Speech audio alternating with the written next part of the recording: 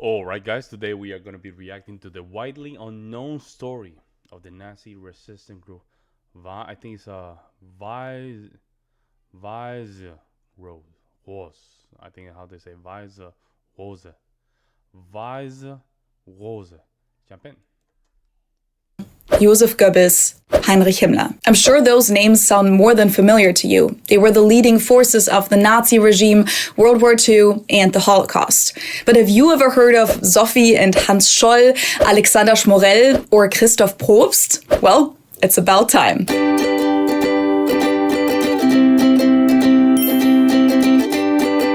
Servus and welcome back to my YouTube channel. My name is Feli. I'm originally from Munich, Germany, but I've been living here in Cincinnati, Ohio on and off since 2016. When people talk about Nazi Germany and the Third Reich, it often has this notion of the evil Nazis versus the people, implying that all Germans were suppressed and forced to go along with this tyrannical regime. And yes, many were, but what's often forgotten in this context is that Hitler and his party, the NSDAP, had a lot of support among the German population. Over the course of 5 years, they went from a small splinter party to the strongest one in the entire country, with almost 44% of the votes in the parliament election of 1933, which is the same year that Hitler became Reich Chancellor. So the party was elected into power democratically, even though at the beginning they had to form a coalition with 2 other national conservative parties, but they quickly got rid of them. They also gained an exponential amount of party members. By the end, in 1945, they had about 8.5 million members, which was about 10% of the German population at the time. Now, 10% might not sound like a lot, but when you compare it to the membership numbers of the biggest German parties today, it's more than 20 times higher. And being a party member meant applying to join the party, being accepted, paying a membership fee, attending the meetings, possibly even taking over administrative positions within the party, and many other responsibilities. So there was certainly a threshold to become a party member. There was even a 4-year period where they had stopped accepting new members altogether. Yet, over 8 million Germans ended up joining. With that in mind, imagine living in Nazi Germany as a college student in your early 20s, surrounded by so many people who admire Hitler, voted for the NSDAP, and share their racial ideologies. But you decide to speak up, criticize the regime along with your closest friends, and end up paying with your life. That's the story of the Weiße Rose, the White Rose, a non-violent resistance group in Munich that was led by 5 students and 1 professor at the Munich University LMU, the same university I went to. Their names were Hans Scholl, Sophie Scholl, Alexander Schmorell, Christoph Probst, Willi Graf, and Kurt Huber. Since you clicked on this video, I'm sure a lot of you enjoyed German history in general and like to watch documentaries and historical dramas. And if you want to be able to finally understand the original dialogues in those, I can only recommend today's sponsor, Lingo. After those 7 days, my link will get you an exclusive discount. I put all the details down below, so don't miss out on it and enjoy binge watching your way to fluency. It's 1933, and Hitler has just become Reich Chancellor of the Weimar Republic, Germany's first democratic state, which he and his party are quickly turning into a totalitarian police state, a dictatorship. In Ulm, a picturesque city in Baden-Württemberg, the 14-year-old Hans Scholl decides to join the Hitlerjugend organization, the Hitler Youth, even though his parents are strictly against it. But they've always encouraged Hans and their other 4 children to go out and form their own opinions. Hans's father, Robert Scholl, is an accountant and former politician, a pacifist, and a strong opponent of Adolf Hitler and the NSDAP. A few years later, he'll even go on to be imprisoned twice for calling Hitler a Gottesgeisel, so scourge of God, for doubting Germany's chances of winning the war, and for listening to enemy radio broadcasts. Sophie, Hans's little sister, also believes in the ideals of camaraderie propagated by the Nazis, and at the age of 12, joins the female branch of the Hitler Youth, the Bund Deutscher Mädel, League of German Girls. Most of her classmates are members as well, and so are her older sisters, Inge and Elisabeth. Sophie particularly enjoys the— That sounds like a 1984 George Oswell novel. Wow. the outdoor activities they get to do in the organization. Hiking, camping, singing around a bonfire, but she doesn't really fit in with the National Socialist image of an ideal German woman. As a teenager, she wears her hair in a short boy's haircut, likes to dress in her brother's shirts, and she starts smoking at an early age, which the Nazis don't encourage, especially for women. At the age of 16, she starts dating Fritz Hartnagel, a career soldier, but unlike many other girls of her time, she has ambitions beyond being a mother and a housewife. She's a free spirit at heart, who, just like the rest of the family, enjoys art, music, and literature, especially philosophy and theology books. Some of her favorite authors include Rainer Maria Rilke, Georg Trakl, and the ancient bishop St. Augustine, but she also reads authors who've been banned by the Nazis, such as Thomas Mann or Heinrich Heine, as well as foreign authors from France or Russia. She also enjoys a lot of the art that's been labeled as degenerate by the Nazis. What many people don't know is that Sophie isn't just interested in art, she's also very talented at drawing and painting herself, and even gets to illustrate a German-speaking book of Peter Pan and Wendy in 1939. But we're jumping ahead. Sophie is a very enthusiastic and involved member of the League of German Girls. Just like her brother Hans, she even takes on leadership positions in the organization. But as they grow older, both of the siblings start doubting the Nazi regime and the Hitler Youth more and more. Particularly when Hans gets in trouble due to his affiliation with another youth organization that engages in singing Russian folk songs, among other things, and tends to have members who consider themselves communist. Hans and a few of his comrades have incorporated some of these customs into their Hitler Youth group as well, which is why in December of 1937, he's arrested by the Gestapo, so the secret state police, and so are his siblings Sophie, Inge, and their youngest brother, Werner. Sophie, who's 16 at the time, is released after just a few hours, but Inge and Werner are brought to Stuttgart, where they're being questioned for about a week. Hans, on the other hand, is detained for several weeks, during which time they also charge him for homosexual behavior. He ends up admitting that he had 2 homosexual relationships as a teenager, but fortunately, the allegations against him are eventually dropped, and he's able to leave the trial with a clean slate in both cases. From there, he returns to the barracks in Bad Cannstatt, where he completes his 2 years of conscription, before, in the spring of 1939, he moves to Munich to study medicine. But only half a year into his studies, in September of 1939, Hitler invades Poland and thereby kicks off World War II. For Hans and the other medical students, this means that they have to join student companies, and during their semester breaks, they have to serve at military hospitals at or near the front. In the summer of 1940, Hans participates in the Battle of France and is assigned to what's called the 2nd Student Company in Munich, where he meets fellow medical student Alexander Schmorell in April of 1941. Alexander was born into a well-off family in Russia, but after his mother died from typhus, his German father moved to Munich with him at the age of 4, where he grew up bilingually. After he volunteered to join the Wehrmacht and took part in the Anschluss, the annexation of Austria, and the invasion of Czechoslovakia, he enrolled to study medicine at the University of Hamburg, but later transferred to the University of Munich. Hans and Alex not only share the same love for literature and art, but also their complicated past with the Nazi regime. While Alex didn't get arrested, he did get in trouble with his higher-ups while completing the Reichsarbeitsdienst, the Reich Labor Service, and he even refused to say the Hitler Oath when joining the Wehrmacht. Bro, you had to choose your battles, man. You had to choose your battle. I don't think that was a good... I will probably do it by the end of the war. But you have to choose your battles, man. I don't think that was a wise battle to choose.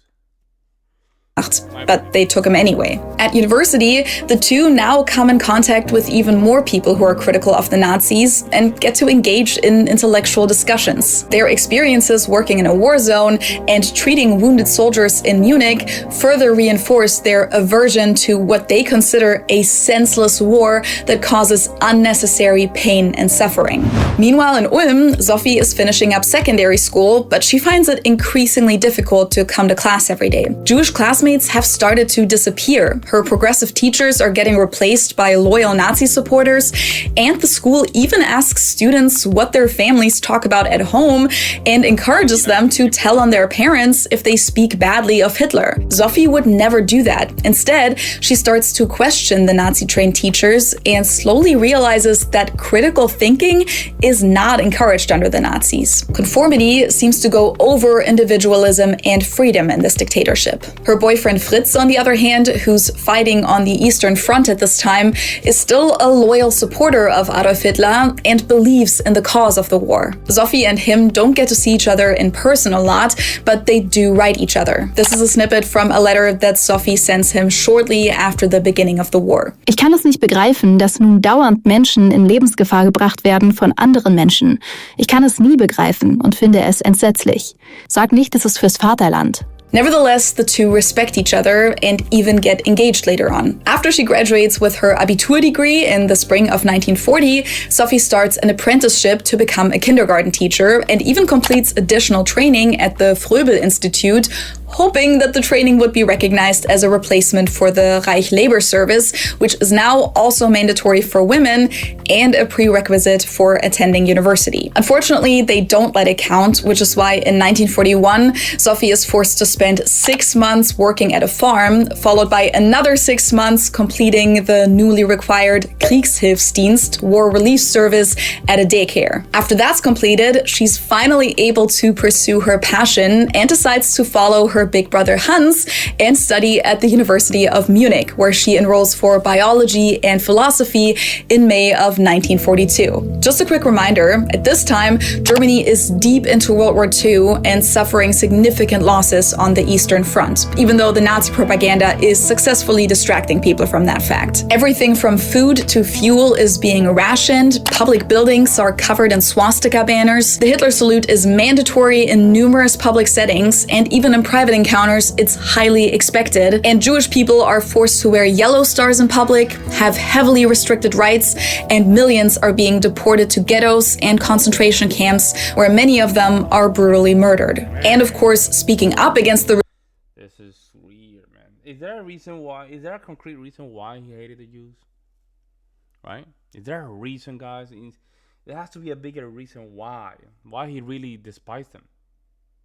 There has to be a reason, guys. There has to. But this is insane. The regime can get you fired, imprisoned, or even sentenced to death.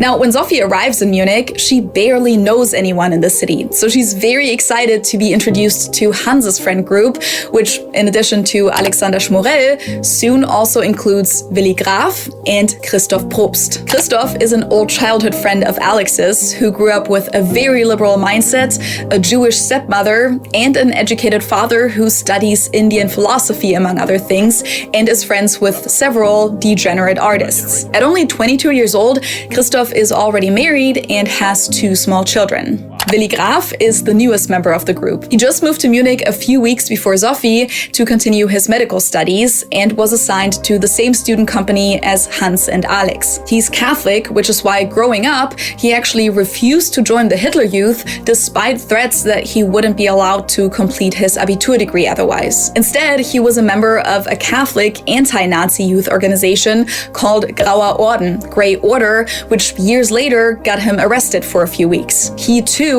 has worked as a medic at the front lines in Belgium, France, and Yugoslavia. The misery he encountered there is a major factor in why he's come to the conclusion that he needs to take action. And then there's Traute Lafrenz, who also studies medicine and has recently transferred from Hamburg to Munich. Alex already knew her from his time in Hamburg and introduced her into the friend group. For a few months, she has a romantic relationship with Hans, but even after they break up, they stay close friends. Together, the friends enjoy going to concerts in Munich and talking about philosophy and literature, often with befriended professors, authors, and other intellectuals. They also discuss their political views and regularly listen to the speeches speeches by Thomas Mann on BBC Radio. Mann is a German writer who won the Nobel Prize in 1929, but since he strongly opposes the politics of the Nazis, he first left Germany for Switzerland and then moved to the United States. From there, he now records monthly radio broadcasts called Deutsche Hörer, so German listeners, in German that are flown out to London and then broadcast by the BBC in Germany. In these 8-minute-long addresses, he regularly condemns Hitler and the war and calls for passive resistance. For a few months now, the group has been organizing nightly reading sessions for a small circle of students where people give speeches and engage in often controversial discussions. In June, one of these events is attended by Kurt Huber, a popular professor who teaches philosophy and musicology at the university. Hans and Alex have visited his lectures in the past and have come across him at private gatherings of Nazi opponents around Munich. Huber is Catholic, and due to his political views, which he only subtly reveals in his lectures, the university is keeping an eye on him. Though it's not at a point where they're trying to fire him, they have been denying him his own academic chair for years now. So in order to get a better standing, he's actually joined the NSDAP. Regardless, his beliefs have stayed the same, which is why at the reading session, when the group discusses how to deal with the inner conflict of your conscience versus the Nazi regime, he shouts, Man muss etwas tun, und zwar heute noch. He was ready for it, huh? He was ready for it. I mean, he was playing the game correctly. Like, you have a family, you stay back, but then infiltrate, right? To infiltrate, then you start seeing how things are moving around. Because the thing is, if you attack from the outside, you're getting deleted quick. In that same month, June of 1942, Hans and Alex sit down and write a leaflet, kind of like a manifesto that's densely filled on both the front and the back page. The headline says, Flugblätter der Weißen Rose, which translates to Leaflets of the White Rose, and the number 1. The name is most likely a reference to the book Die Weiße Rose by German author B. Travin, but it's also possible that the name is inspired by exiled nobles during the French Revolution who had a white rose as a symbol on their flags. Hans, however, later claims during an interrogation that the name was picked randomly, but that's not really a statement we can take at face value, since naturally it would make sense for him to lie and hide a lot of things during these interrogations. In general, there aren't a whole lot of documents on the founding and the work of the resistance group, because having any official records of these illegal activities would have been extremely risky and could have been used against them at any given time,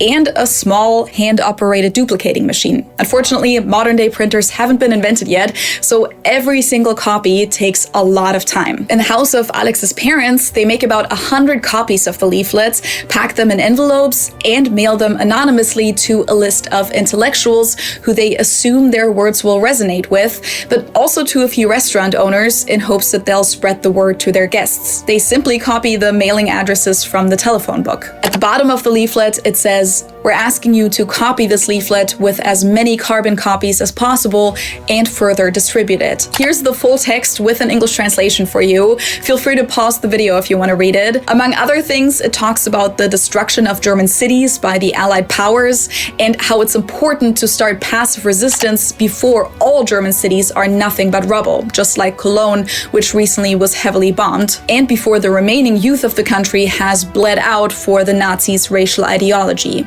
The leaflet starts with the sentence, Nothing is so unworthy of a civilized nation as allowing itself to be governed without opposition by an irresponsible clique that has yielded to base instinct. And it demands, Wherever you may be, forestall the spread of this atheistic war machine before it's too late. We don't know for sure whether or not there is a final push that gets Hans and Alex started on their leaflets, but one of their inspirations is most likely the leaflets that the Scholl family had found in their mailbox in Ulm a few months earlier, with sermons by the Catholic Count of Gallen, who had publicly criticized the arrest of Jews, the arbitrary acts of the Gestapo, the Nazi attacks on the church, and the involuntary euthanasia program, aka mass murder, of people with disabilities. Someone must have put the sermons in print and distributed them. Another factor could be that just a couple months before, the Nazis executed a group of communists in the Scholl's home state of Baden-Württemberg. Nuremberg. And Sophie's boyfriend Fritz has been writing to her about how horrified he is by these mass shootings of Jews that he's been witnessing. But regardless of what the catalyst might have been, within just a few weeks, Hans and Alex write another 3 pamphlets, quoting extensively from the Bible, Aristotle and Novalis, as well as the German writers Goethe and Schiller. Not only do they criticize the actions of the Nazi regime and talk about the inevitable loss of the war, they also emphasize that it's every German's political responsibility to follow their moral duty for resistance. The second leaflet specifically calls out the mass murder of Jewish people in Poland and calls it das fürchterlichste Verbrechen an der Würde des Menschen, so the most frightful crime against human dignity. The leaflet also states that the German population carries partial guilt for this because they contributed to creating this government. Why tell you these things since you are fully aware of them? Or, if not of these, then of other equally grave crimes committed by this frightful subhumanity. Because here we touch on a problem which involves us deeply and forces us all to take thought. Why do German people behave so apathetically in the face of all these abominable crimes, crimes so unworthy of the human race? The third leaflet calls for sabotage in... It's simply fear, folks. It's fear. It's fear. Fear. You know you're going to get deleted. You know you're going to be deleted. I mean, people with fear. They have fear. Order to initiate a political revolution. It gives people a list of things they can do in their everyday lives to help overthrow the government, like not giving any of the donations that the Nazi regime is asking for, sabotaging your work in the armament industry, during events, celebrations, or in organizations of the Nazi Party, as well as sabotaging your work in the media or any other profession that directly or indirectly helps the government. And the fourth leaflet particularly calls out Hitler's lies and propaganda. One part goes like this. Every word that comes from Hitler's mouth is a lie. When he says peace, he means war. And when he blasphemously uses the name of the Almighty, he means the power of evil, the fallen angel, Satan. Yeah. In this leaflet, Dude, these people were just going right to the throat, man. Look at that. Wow. they also remind people that despite a few recent victories on the battlefields, Germany is still losing thousands of men every day. So the leaflet warns against premature optimism. It ends with, Wir schweigen nicht, wir sind euer böses Gewissen. Die Weiße Rose lässt euch keine Ruhe. We will not be silent. We are your bad conscience. The White Rose will not leave you in peace. Of course, criticizing Hitler and the government is illegal in Nazi Germany. It's usually considered treason or sedition. And even just being in possession of a document like this is highly dangerous, which is why over 100 people end up reporting the leaflets to the Gestapo. So they start investigating. Now, whether or not Sophie and the rest of the group are actively participating at this point isn't 100% clear. For a while, it was just... It makes sense, folks. Germans, very through the book, right? They don't play it around, so it makes sense why they did that. They generally believed that Sophie first came across the leaflets out in public, like everyone else, which then led her to believe that her brother could be behind this. Her sister Elisabeth, however, later stated that when Fritz was on leave and visited Sophie in Munich in May of 1942, she asked him for 1,000 Reichsmark and if he could get her a duplicating machine through the military, which implies that she may have been involved in the resistance group from the beginning. She wouldn't tell him what she needed it for, but he had a hunch and made sure that she knew what consequences any type of resistance could have. Bist du dir darüber im Klaren, dass es dir den Kopf kosten kann? Ja, ich bin mir darüber im Klaren. Her brother Hans says something similar during an interrogation later on. Was ich damit auf mich nahm, wusste ich. Ich habe auch damit gerechnet, dadurch mein Leben zu verlieren. What's certain is that once Sophie is a member of the resistance group, she helps with printing, but also functions as the bookkeeper and acquires materials like paper, envelopes, and stamps. Since all of those things are heavily rationed in Nazi Germany, she often buys several small quantities at different post offices, which also helps avoid any suspicion. As a woman, she's also helpful to the group because she's less likely to be randomly stopped by the SS.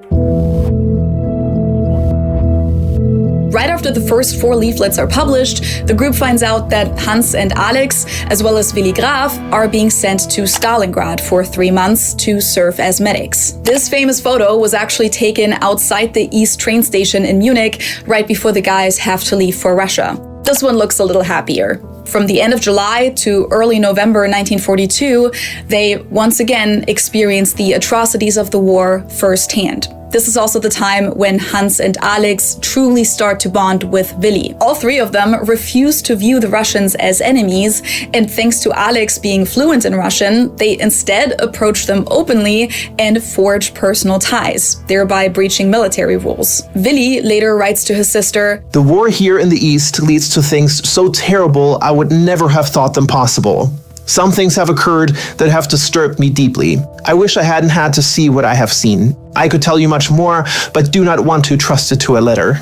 The only positive aspect of this time is that Hans is stationed in close proximity to his little brother Werner, who was drafted to fight for the Wehrmacht right out of high school. The 2 actually get to see each other in person several times. In the meantime, Sophie has to work in an armament factory in Ulm over the summer, which she absolutely despises. This is also the time that their father, Robert Scholl, gets arrested by the Nazis for a condescending comment about Hitler and is sentenced to 4 months in prison. One of his own employees told on him.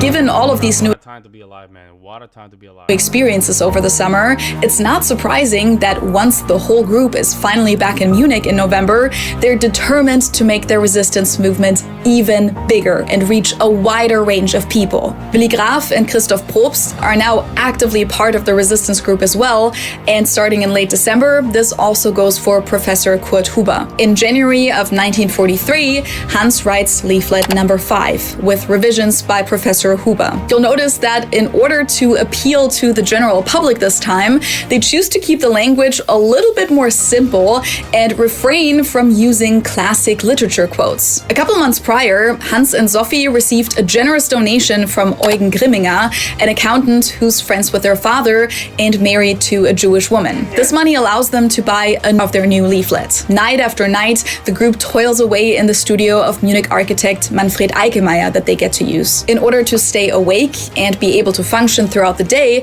they even take amphetamines, referred to as pep pills at the time, which they get from the military clinic they work at. This time, they don't only distribute the pamphlets via mail, but also hide them in public buildings, in phone booths, or on top of parked cars. They also manage to bring leaflets to countless other cities across Germany and Austria, and they ask friends to distribute them at their universities. The goal is to make it look like they're a large nationwide resistance organization. That's also why the 5th leaflet is now titled Flugblätter der Widerstandsbewegung in Deutschland, so leaflets of the resistance movement in Germany, rather than of the White Rose, and then a call to all Germans. Sophie recruits people who distribute the leaflets in Ulm and Stuttgart. She herself brings them to Augsburg, which is about a 1-hour train ride from Munich, and Traute brings them home to Hamburg, where she connects with other resistance groups. Hans and Willi, too, get in touch with groups in Berlin, the Rhineland, and the Saarland. A member of the resistance group Rote Kapelle, or Red Orchestra, even provides some financial help.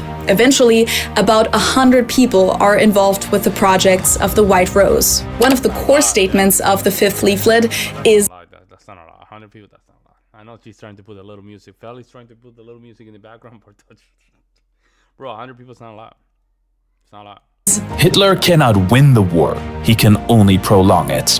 they call on the German people to stop blindly following their leaders unless they'd like to suffer the same fate as the Jews. They also call for a new Europe with freedom of speech, freedom of religion, and protection from the arbitrary acts of violent criminal states. In addition to the leaflets, the group now also experiments with other ways of expressing their opposition. In cloak and dagger operations, they paint wall slogans like "Mass Murderer Hitler" and crossed out swastikas on about 30 facades in central Munich. On the entrance of the university, they write "Freedom" and "Down with Hitler," and after the authorities remove the slogans, they even go back and redo them. In January of 1943, the university celebrates its 470-year anniversary, for which the Bavarian Gauleiter Paul Giesler holds a speech. Deshalb geht mein Appell an die weibliche studentische Jugend.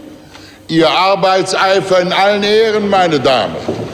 Aber die Deutsche Universität ist keine Rettungsanstalt für höhere Töchter, die sich den Pflichten des Vaterlandes entziehen wollen.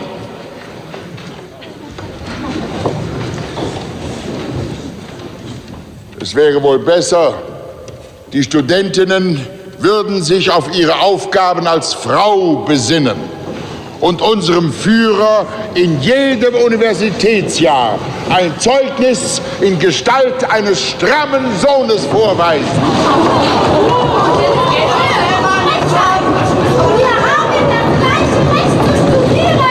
Nur für den Gauleiter! Wir sind doch nicht in der Judenschule! Ich kann ja verstehen, wenn einige Mädels glauben, sie müssen studieren, weil sie nicht hübsch genug sind, um einen Verehrer zu finden.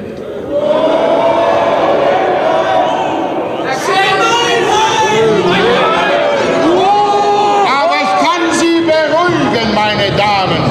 Ich kann Ihnen gern meine Adjutanten zuweisen und ich kann Ihnen ein erfreuliches Erlebnis versprechen.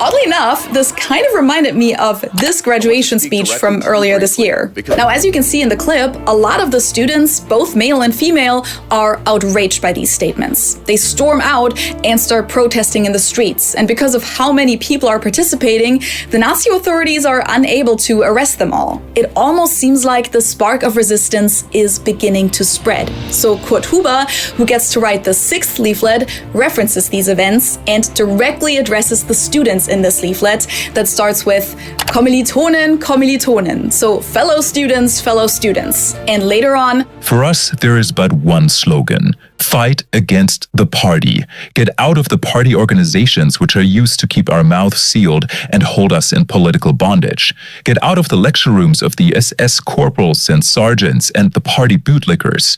We want genuine learning and real freedom of opinion. This leaflet is sent out in mid-February of 1943, shortly after the German army officially loses the Battle of Stalingrad, which marks a significant turning point of the war. This time, the group makes over 2,000 copies, but since envelopes are hard to get these days, they don't have enough to send them all in the mail. So Hans suggests to bring them right to the source and distribute them at the University of Munich the next morning. Sophie agrees to help him. So the next day, on Thursday, February 18th, 1943, since it's lecture time, the hallways are completely empty. So they start placing stacks of leaflets on the ground in front of the class anymore. Jakob Schmidt, a janitor and loyal member of the Nazi Party, sees them and calls the Gestapo on them. So just a few blocks down the road, where they're separated and interrogated for the next 2 days. Unfortunately, you know, is that the lady of the 1984 movie? Yo, she looks like him. Like her. Look at that. She looks like her. Wow, bro. From the 1984 movie. Let me show you. I have to show you guys. I have to show you. I'm not crazy. I'm not crazy. I'm telling you.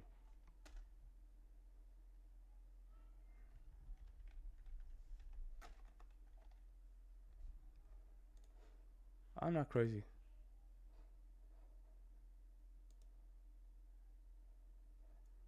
Right here. That's her. Yo, I'm not crazy. That's her. Right here. This is crazy, bro. This is some crazy stuff. I'm not crazy. Let me show you. How do I like...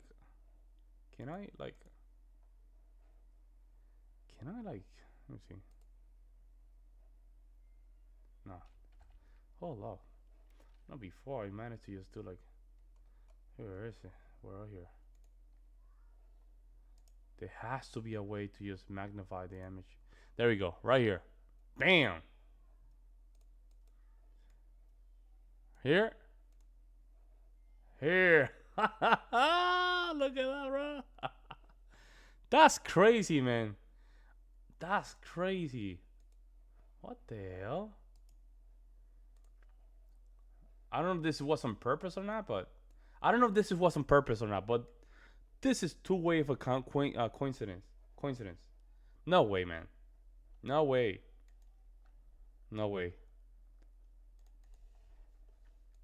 I don't know. That was kind of weird, guys. I don't know.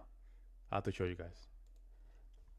Hans has a piece of paper on him with a draft for the 7th leaflet, handwritten by Christoph Probst. Even though he tries to get rid of the evidence, the officers end up getting their hands on it and arrest Christoph 3 days later. At first, Sophie and Hans deny having anything to do with the leaflets, and instead, they both present the exact same alibi story to explain what they were doing at the university and why they had an empty suitcase on them when they were arrested. Sophie's interrogator almost buys the story and is actually about to let her go when they get the news that officers found a large amount of stamps in Hans's room, which they consider evidence. Hans confesses, but he insists that the entire project was done by him alone and that neither Sophie nor any other friends were involved or even knew about his plans. But when Sophie is informed about her brother's confession, she too decides to confess and insists that the two of them have acted alone with no further involvement or help by anyone else. The most impressive part for me is that Sophie's interrogator even offers her a way out and asks her to sign a document stating that she was solely influenced by her brother and doesn't actually believe in anything the pamphlets say. But instead of saving her own life, she denies the offer and says that she wants the same punishment as Hans since she's just as guilty. At the end of the interrogation, she also says, Ich bin nach wie vor der Meinung, dass ich das Beste für mein Volk getan habe. Ich bereue das nicht. Und ich will die Folgen dafür auf mich nehmen. On February 22nd, only 4 days after their arrest at the university, Hans, Sophie, and also Christoph Probst are on trial at the Munich Justice Palace. The charge... That's a GG, bro. Just with that, that's a GG. That's it. Call it a day, folks. That's it, man. No way you're gonna find... They're gonna find you guilty. That's it, man. Wow.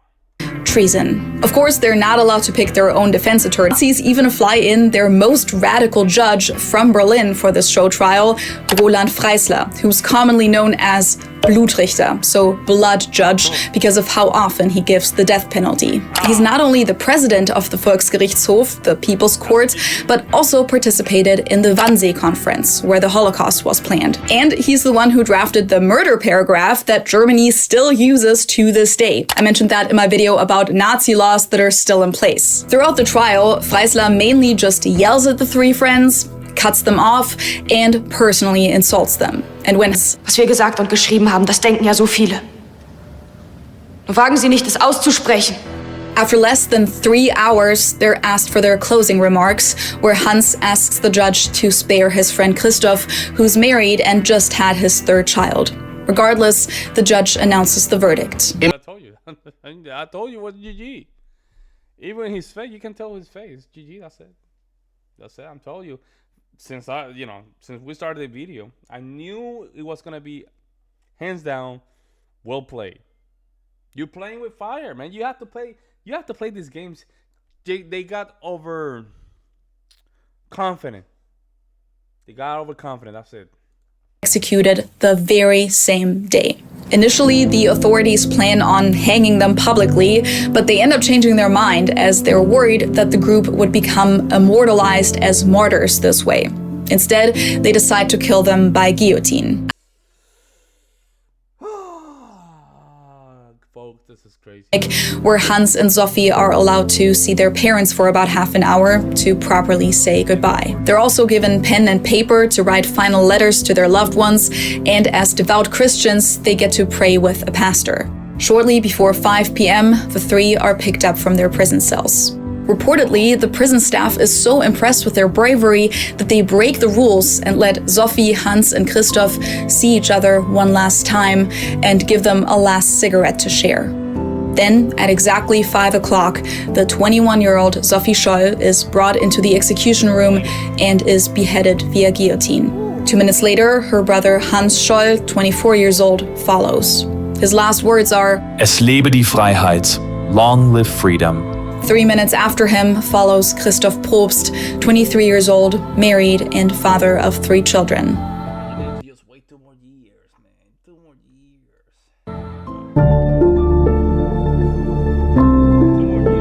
Shortly after Sophie, Hans, and Christoph are killed, the Gestapo also arrests and puts on trial the 25-year-old Alexander Schmorell, Professor Kurt Huber, who was 49 at the time, and 25-year-old Willi Graf, who are all sentenced to death in April. Willi Graf particularly is held in solitary confinement for 6 long months, during which the Gestapo uses psychological torture to get more information about other White Rose members and resistance organizations, but even when they threaten to capture his family, he doesn't give in. In October of 1943, they execute him too. The authorities also arrest 14 other people who are associated with the White Rose and send the majority of them to prison, including Traute Lafrenz, Eugen Grimminger, who provided financial help, and Manfred Eikemeyer, whose studio the group was using. They also imprison Hanses and Sophie's parents, Robert and Magdalena Scholl, for several months, as well as the 2 sisters, Inge and Elisabeth. Werner Scholl, the youngest brother, who was able to attend his siblings' trial in his Wehrmacht uniform, is already on his way back to the front at this point, and unfortunately later dies in 1944. During her last days, in conversations with her cellmate Else Gebel, Sophie had expressed hope that their death will at least create a revolt among fellow students. Unfortunately, that's not what happens. Instead, only hours after their execution, the student leaders at the University of Munich organize a big rally to distance themselves from the White Rose and their political views. They call them traitors to the fatherland and cheer for Jakob Schmidt, the janitor who caught them. He receives a reward and a promotion for his services. But despite all of this, the words of the White Rose live on. Over the next few weeks, the chemistry student Hans Leipelt and his girlfriend Marie-Louise Jahn copy and further distribute the latest leaflet of the White Rose in Munich and Hamburg with the help of friends. They add the headline, "Und ihr Geist lebt trotzdem weiter," and their spirit lives on. In March, the story makes its way all the way to the US, where the New York Times publishes an article titled, "Nazis Execute 3 Munich Students for Writing Anti-Hitler Pamphlets." In June, the White Rose is even mentioned on Thomas Mann's radio show that the group used to listen to themselves. He specifically honors the bravery of the Munich students. But it gets even bigger. Only about a month after Sophie, Hans, and Christoph were executed, the attorney Helmut James von Moltke, who's the founder of another resistance group, brings the 6th leaflet to Oslo, where it's translated and published in Norwegian and Swedish media. Moltke also makes sure that it's translated into English, with the result that it makes its way to Great Britain, where the message is distributed by the BBC, and in July, Royal Air Force bombers drop 5 million copies of the pamphlet all over Germany. It's titled A German Leaflet, the Manifesto of the Students of Munich. In August of 1943, the International Student Assembly honors the student resistance with a rally in New York, where even First Lady Eleanor Roosevelt holds a speech. Sophie's fiancé, Fritz Hartnagel, who over the course of the war is eventually left disillusioned as well, continues to stay close with the Scholl family, even after Sophie's death, and supports them both morally and financially throughout the public shame they're experiencing, and when their father, Robert, has to serve another prison sentence. After Fritz spent 6 months as a war prisoner in the US in 1945, he gets married to Sophie's sister, Elisabeth. The couple have 4 children together and stay married up until his death in 2001. In 1947, the oldest sister, Inge, ends up writing a book about her sibling's story called The White Rose, Munich 1942-43. This book is based a lot on her personal memories and has repeatedly been criticized for being factually inaccurate in some parts and for romanticizing things a little. Just putting a little bit of sauce to, to the spaghetti. That's it, man. Ever since the end of World War II, and therefore the end of the Nazi regime, Hans and Sophie Scholl, as well as the entire White Rose organization, have been celebrated as heroes and the faces of German resistance against the Nazis. So far, over 200 schools have been named after them, and there are countless memorials all over Germany. Especially in Munich, their names are very present. Since 1946, the square in front of the Munich University has been called Geschwister-Scholl-Platz, so Siblings Scholl Square, Square, and on the ground you can find stone memorials of their leaflets, as well as other documents related to their resistance. The other University Square across the street is called Professor Huber-Platz, and when you step inside the university, you'll come across a memorial in the atrium where Sophie threw down the leaflets. It features a bust of Sophie Scholl and white roses. There's also a permanent exhibit there, all of which is run by the official White Rose Foundation that survivors and relatives of the White Rose movement founded in 1987. Also, the University Department for Political Science, where I studied as well, is called Geschwister Scholl Institute. Beyond that, there are numerous streets and schools named after the other members of the White Rose all over Munich. So as a Munich native, you're definitely familiar with the story of the White Rose, but in other parts of Germany and abroad, their story isn't nearly as well known as, let's say, the story of Anne Frank. But hey, that's why I'm here making this video. In 2012, the Russian Orthodox Church actually canonized Alexander Schmorell as a saint. His title is Saint Alexander of Munich.